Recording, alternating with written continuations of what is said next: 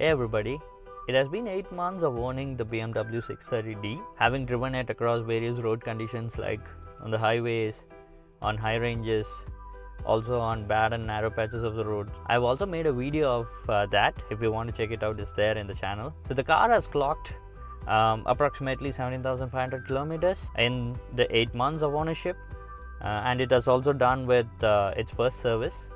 So I cannot think of a perfect time to give an ownership review of the car. So in this I'll talk about what I like or dislike about the car, and also the most used or not used at all features in the car. The best thing about this car, which makes me come back to it every single time without a doubt, is its engine and gearbox combination. The 3-liter inline 6-cylinder diesel engine mated to the 8-speed Steptronic transmission from ZF is easily one of the best combinations out there. The engine is so refined and smooth. The gearbox is very slick, making the car so much fun to drive. There is lots of power at your disposal. Cruising along the highways or climbing hills are like a piece of cake for the car. Even though the engine is so powerful, it looks efficient as well. I was able to draw 15 kilometers per liter on my highway cruising from it, which I think for a 3-liter engine is not that bad. The next thing which deserves special mention is the handling and braking of the car. The car feels so stable and safe at any speed. It gives so much confidence behind the wheels. You get a nice feedback from the road in the steering, which I think is a typical BMW character. The low ground clearance of the sedan minimizes the body roll, and it also enhances the comfort for the passengers. The car has an adaptive air suspension which adds to the comfort, and it also provides the ability to raise the suspension height by 20 mm. This also comes in handy to tackle speed breakers in Indian roads. I always use this whenever I am skeptical about the ground clearance. The laser lights do its job neatly, adapts pretty quickly to the outside road conditions and also the traffic condition without dazzling the oncoming drivers. It has got a pretty neat throw of 650 meters as well. The car has got a very big boot space. Yes, some space gets eaten up by the puny spare wheel, but the rest of the space available has always served my purpose.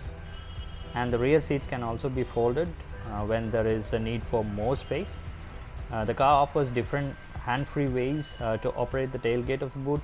You can use the kick gesture, the keys, buttons on the boot, or also from the inside of the car. The next feature which I make use of the most is the soft closing doors. Because of this feature, I have forgotten about those days when I used to slam the door of the car. It's such a nice feature. Another thing which I love is the huge cozy Napa leather seats, which are 22-way electrically adjustable with memory functions. These are so comfortable that you can hit miles and still remain fresh. The back seats also get a 9-degree reclining function, the 4-zone climate control, electrically operated sun blinds, and not to forget a small pillow for the rear seat passengers. It also adds to the comfort. Like I had already highlighted in my service experience video, the vehicle status check feature is something that I always make use of to know whether there is anything in the car which needs attention. I always make use of that before setting out on a road trip. I also make use of the drive modes. I prefer to switch between the Eco Pro and Comfort.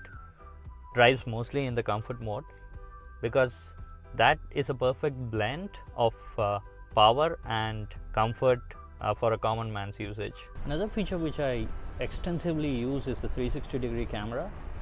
The car has cameras at the back, the front, and also on the side mirrors, which gives a 360-degree view on the screen. Another thing which I always make use of on the highways is the triple turn indicator feature. A gentle tap on the indicator stalk and the indicator blinks 3 times. Very useful feature while changing lanes. Wireless Android Auto and Apple CarPlay comes handy on road trips. I usually use it for maps. Now coming to the moderately used features, starting off with the music system. I'm not an audiophile, and because of which I don't use the music system that much. And whenever I use it, I always have felt the gesture control to be very useful. I never thought I would use that, but ended up using it more than I expected. Now moving on to the features which I've not used at all and not bothered if it's there or not. The first one being the sunroof. I never used it and not bothered at all about it. The second one being the wireless charger. Not an ideal option. I've tried to use it once, but it was really slow and the device got heated up badly. So the car has enough ports, both USB-C and normal, which can be used for wired charging, which is more useful and works great. And another feature which I don't use is the rear infotainment. Not used till now. Mostly elders will be sitting in the back and they are not bothered about it. And there is the display key. I'm yet to explore the features in the key. I'm planning to start using it now. I will also make a video of the display key features alone. Finally, the concerns. Starting off with the run flat tires, it has not become an issue for me till now, but I have read many experiences shared by many users, so this is something I'm keeping an eye on. And the big concern that I have with the car is the dimension of the car itself. Because of its sheer size, it needs enough space when on the road and also for the parking. So just at the side of a narrow patch of a road, you'll be left with nothing but just anxiety in your mind. I've had really nice experiences with the car. I'm really enjoying it every bit. What I like the most is that the car is able to deliver the same kind of excitement even after 8 months, just like how it did on the day one. Every single time I get into the car, it feels like it's the first time. So yeah, that's what an owner thinks about his 630D after 8 months of ownership and after the first service. Until we meet next time, bye bye and have a nice day everybody.